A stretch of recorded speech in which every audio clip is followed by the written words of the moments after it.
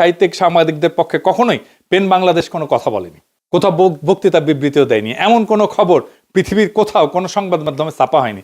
কেন হয়নি বুঝেছেন? এভাবেই তারা আমাদের ন্যায্য প্রতিবাদ প্রতিরোধের কণ্ঠকে বন্ধ করে রাখছিল জাতীয়ভাবে এবং আন্তর্জাতিকভাবে। সেই দখলদারি এখনো যায় নাই। এবার আসেন কাজী আনিস পরিবারের লেসপেন্সার এবং তল্পি বাহকদের তথ্য তালাশ করি। তাদের পার্টনার্স ইন ক্রাইম আর কে? ইন্ডিয়ার 1 নম্বর অনুগত বাকশালী অর্থনীতিবিদ রেহমান সোবহানের পোলা জাফর সোবহান ঢাকা ট্রিবিউনের প্রতিষ্ঠাতা সম্পাদক এবং শেয়ার হোল্ডার। বাটপার কাজী আনিস আহমেদের সাথে তার ঘনিষ্ঠতা মতাদর্শগত, যা গভীর রাজনৈতিক এবং সাংস্কৃতিক বন্ধনে আবদ্ধ। জাফর সোবহান কাজী পরিবার পত্রিকা থেকে একটু সরে এসে অজানা হসেনা গোপন কোনো রহস্যজনক পক্ষের কাছ থেকে বিনিয়োগ জুটায় নতুন এক উদ্যোগ নিয়ে দ্য কাউন্টার পয়েন্ট নামে প্রকাশনা শুরু করছে। এর উপরে দাঁড়ায় বিএনপির গবেষণা শাখা ব্রেইনের সাথে মিলেমিশে কামকাজ শুরু করছে। পুরাই ব্রেইন আর এডুকেশন আর কি, ব্রেনটে ভরপুর এডুকেশন আর কি। জাফর সোবহানের দ্রুত পরিবর্তনশীল এরকম আনুগত্যের মেয়াদকাল এবং সততার ভিত্তি বিএনপির পণ্ডিতরা কিভাবে কোন মানদণ্ডে পরিমাপ করবে তা কেবল তারাই ভালো জানেন। স্বাধীন বাংলাদেশের সকল সম্ভাবনাকে গলা টিপে হত্যা করছিল যে খলনায়ক, সে খুনি মুজিবের প্রশংসা কইরা জাফর সোবহান যে বছরের পর বছর অজস্র নিবন্ধ প্রবন্ধ স্তুতিপূর্ণ রচনা ফাঁদছিলেন, সেগুলোর স্মৃতি সে কিভাবে মুছবে? পাশাপাশি তাকে জবাব দিতে হবে শহীদ প্রেসিডেন্ট জিয়াকে, তিনি যে বিভিন্ন সময় বাংলাদেশের স্বাধীনতা বিরোধী একজন তুচ্ছ মেজর, গণতন্ত্র হত্যাকারী, সামরিক স্বৈরাচারী শাসক এবং পাকিস্তানি চর বলে নানা লেখায় সম্পাদিত বিভিন্ন রচনায় বর্ণনা করছেন। সেই রেফারেন্সগুলো এখন কোন গর্তে সে লুকাবে? এবার আসেন দেখি প্রফেসর ইউনূস নিজেও এই দুর্বৃত্ত পরিবারকে কিভাবে রক্ষার চেষ্টা করছেন। এই সারমেয় কাজী শাবকদের খালা আমিরা হক, যিনি জাতিসংঘের উচ্চ পদে কাজ করার সুবাদে প্রফেসর ইউনূসের সাথে ঘনিষ্ঠভাবে পরিচিত, এই আমিরা হক এখন ফ্যাসিস্ট অনুরাগী ব্র্যাক ইন্টারন্যাশনালের নীতি নির্ধারণী বোর্ডের সদস্য। সব বাকশালী আর ইন্ডিয়ার দালালুলা ব্র্যাকে কেন আশ্রয় পায়? ব্র্যাককে এটার জবাব দিতে হবে। আজিব বাত না? এই আমিরা হক গত 6 মাস আগে ডক্টর ইউনূসের সাথে দেখা কইরা তার গুণধর ভাগিনাদের গুম, খুন, মানি লন্ডারিং, ভোট ডাকাতি, লুটপাট, ঋণ খেলাপি সহ সকল মামলা থেকে নিষ্কৃতি দেওয়া এবং তাদেরকে নিরাপদে বিদেশে পাঠানোর আয়োজন করার তদবির করছেন। ঢাকার উচ্চ শ্রেণীর তথাকথিত ভদ্রমহিলা আমিরা হকের আহ্বানে সাড়া দিয়ে সুবোধ শাসক অধ্যাপক ইউনূস সরকারের বিভিন্ন নিয়ন্ত্রক সংস্থার প্রধানদের কাছে এই অপরাধীর জন্য কিছু করা যায় কিনা সেটা একটু পরীক্ষা নিরীক্ষা করে দেখার আহ্বান জানাইছে। বাহ বাহ, কি চমৎকার! প্রফেসর ইউনূস জুলাই আন্দোলনের অংশীজনদের জন্য কি করছেন আপনারা জানেন। আমি একটা সামান্য সাহায্য চাইছিলাম দেশে ফেরার ব্যাপারে, সেটা করেন নাই। কিন্তু হাসিনার সঙ্গী ফ্যাসিবাদের নাটবল্টুর জন্য ওনার আবেগ দেখা কাইন্ডা দিচ্ছি আমি একেবারে। লুটেরা কাজী আনিস আহমেদের সবচেয়ে বড় তল্পি বাহক ছিল জুলফিকার রাসেল। সে বর্ষা বিপ্লবের পরে নিউ ইয়র্কে পালায় গেলেও এখনো বাংলা ট্রিবিউনের সম্পাদক হিসেবে তার নামই আছে। বাটপাড়া আনিসের বিশ্বস্ত সহযোগী জুলফিকারকে তার বন্ধুরা ফ্যাসিস্ট হাসিনার যে কনিষ্ঠ ভ্রাতা রাসেল না, তার আত্মায় ভর করা গীতিকার বলে মনে করে। শেখের জন্ম শতবর্ষে বিপুল রাষ্ট্রীয় অর্থ অপব্যয় করে পালন করা মহা আয়োজনে সে মুজিব 100 থিম সঙ্গীত লিখে এই গণশত্রুদের ঘনিষ্ঠ সহযোগিতা পরিণত হয়েছিল। কাজী আনিস আহমেদের অপকর্মে অন্য বড় সহযোগী ছিল জাহাঙ্গীরনগর ইউনিভার্সিটির শিক্ষক শামীম রেজা। কাজী আনিসের বডিগার্ড খ্যাত এই ব্যক্তি কবিতাও লেখে, ওরে আমার ওরে ওরে, আবার কবিতাও লেখে।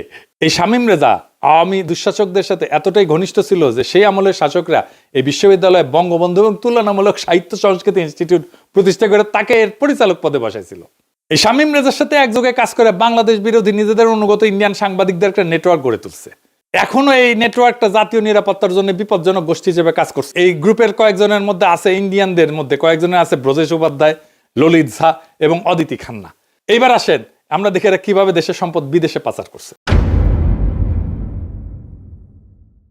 এই পরিবারটা আমেরিকায় টিটুলিয়া কাজী অ্যান্ড কাজী এই নামে একাধিক কোম্পানি খুলে দেশ থেকে অদেল সম্পদ পাচার করে বিদেশে নিয়ে গেছে। সেই সবের অজস্র প্রমাণ এখন দুদকের হাতে চলে আসছে। দুবাইয়ে গ্রিন পার্সপেক্টিভ এফজেডি নামে বাণিজ্যিক কোম্পানি গঠন করে সেই লাইসেন্সের আওতায় লবিং বা তদবিরের জন্য টাকা পাঠাইছে। To send money for lobbying এই শিরোনামে সরাসরি এই দেশ থেকে কোটি কোটি টাকা বিদেশে বেআইনিভাবে নিয়ে যাওয়ার প্রামাণিক দলিল দস্তাবেজ এখন তদন্তকারীরা জোগাড় করে ফেলছে। অথচ এই দুর্বৃত্তদের বিরুদ্ধে সর্বোচ্চ আদালতের নির্দেশনা নির্বাহী বিভাগ অগ্রাহ্য করছে। কাজী পরিবার এবং জেমকন গ্রুপের বিরুদ্ধে 3টে বিষয়ে ব্যবস্থা নেওয়ার জন্য অন্তর্বর্তীকালীন সরকারের প্রতি নির্দেশনা যায় গত বছর 17 মার্চ। স্বপ্রণোদিত হয়ে 2 জন নাগরিক হাইকোর্টে জনস্বার্থে একটা মামলা করছিল। জুলাই গণ অভ্যুত্থান বিরোধী প্রচারণা, সংখ্যালঘু সম্প্রদায়ের উপরে নির্যাতনের বানোয়াট কাহিনী ফায়দা এর নানান বিবরণ বা ন্যারেটিভ ইউরোপ আমেরিকা সহ বিশ্বময় ছড়ানো, দেশ থেকে চুরি করে নিয়ে যাওয়ার চুরির অর্থে লবিস্ট নিয়োগ দিয়া দেশের বিরুদ্ধে বৈরী প্রচার চালানো এবং বিভিন্ন ব্যাংকের মাধ্যমে হাজার হাজার কোটি টাকা বিদেশে পাচার করার অভিযোগ তদন্ত এবং ব্যবস্থা গ্রহণের দাবিতে করা এই মামলায় হাইকোর্ট যথাযথ নির্দেশনা দিছিল। কিন্তু এই রিটের পরিপ্রেক্ষিতে দেশের সর্বোচ্চ আদালত রুল জারি করে 90 দিন সময় বেঁধে দিছিল।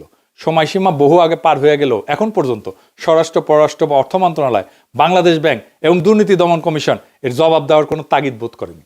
এর মানে হইতেছে উল্লেখিত প্রত্যেকটা বিভাগ, দপ্তর, সংস্থায় দুর্বৃত্ত, কাজী পরিবারের প্রভাব এবং অবৈধ টাকার লেনদেন বেশ ভালোভাবে কাজ করছে। এবার আসেন, এবার দেখে ওদের প্রতিষ্ঠানগুলো কি কি। জেমকন গ্রুপে আছে Dhaka tribune, Bangla tribune, Meena Bazar, Meena sweets, Kazi and Kazi tea estate limited, Gemcon city limited, Gemini sea food, university of liberal arts বা ইউল্যাব, এমন প্রায় 1 কোটি কোম্পানির পশ্চাৎ সাজায় গড়ে উঠছে এদের লুটপাটের কনগ্লোমারেট। ডিসেম্বর 2023-এ কাজী বাজাজ বিপুল অর্থ ব্যয় করে কুর্মিটোলা গলফ ক্লাবের বিজয় দিবসে গলফ টুর্নামেন্টের স্পন্সর করে। এভাবেই বাগে আনে সশস্ত্র বাহিনীর শীর্ষ অফিসারদেরকে। আর বাহিনীর ঊর্ধ্বতন কর্মকর্তারা কাজীদের অনুষ্ঠানে আমন্ত্রিত হয়ে দেশ সেরা লুটেরা ব্যবসায়ীদের সাথে মেলায় মেশার সুযোগ পেয়ে নিজেদের ধন্য মনে করে। এই যে গলফ টুর্নামেন্টে স্পন্সর কইরা না, বিভিন্ন কোম্পানি সশস্ত্র বাহিনীর অফিসারদের প্রতি তাদের কৃতজ্ঞ করার প্রকল্পে বছরের পর বছর কাজ করছে এবং সফলতা পায়, কাজ হয়। এমন অনৈতিক অসৎ অপকর্মে রাষ্ট্রীয় বাহিনীকে জড়ায় ফেলার বিষয়ে নীতি নির্ধারকদের কোনো সেদবেদ নাই। এই যে জেমকন শুধু 2023 না, 2019, 2021, 2022 সালেও আর্মি গলফ টুর্নামেন্টের স্পন্সর ছিল। শুধু তাই না, এই জেমকন বেক্সিমকো এবং সামিট গ্রুপের সাথে মিলে চট্টগ্রামে অনুষ্ঠিত জয় বাংলা কনসার্টের স্পন্সরশিপও করছিল। প্রায় 2000 শহীদের আত্মত্যাগ, 30 থেকে 40,000 মানুষের অঙ্গহানির বিনিময়ে অর্জিত বিজয়ের অসম্পূর্ণ পর্বে কিছু লোক প্রধান উপদেষ্টা এবং উপদেষ্টার পদ পেয়ে তা উপভোগ করছেন। বাড়ি গাড়িতে পথ করে পতাকা উড়াইছেন, নানা প্রতিষ্ঠানের কতিপয় আমলা উচ্চ আসনে এবং মর্যাদা বাগায় এনে ভর্তিতে সময় কাটাইছেন। এর বাইরে আসল যে কাজ, অর্থাৎ বাংলাদেশকে সঠিক পথে পরিচালনার জন্য যে সমস্ত অপরাধীদেরকে সাজার আওতায় আনা জরুরি ছিল, সেই কাজটা অসমাপ্ত রয়ে গেছে। বিপ্লবকে এভাবেই প্রফেসর ইউনূসের সরকার পথভ্রষ্ট এবং ধ্বংস করছে।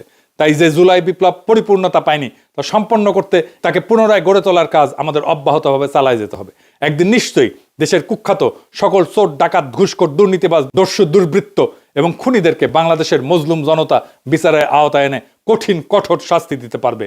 সেই রক্তিম শুভ দিনের অপেক্ষায় আমাদের লড়াই সংগ্রামের চলমান অভিযাত্রাকে সম্মুখে আগায় নিয়ে যেতে হবে। আমরা ইতিহাসের সঠিক পক্ষে আছি, একদিন অবশ্যই বিজয়ী এবং কামিয়াব হব ইনশাল্লাহ। সেটাই আমাদের প্রকৃত আজাদি, বাংলাদেশের মানুষের প্রকৃত আজাদি। ইনকিলাব জিন্দাবাদ।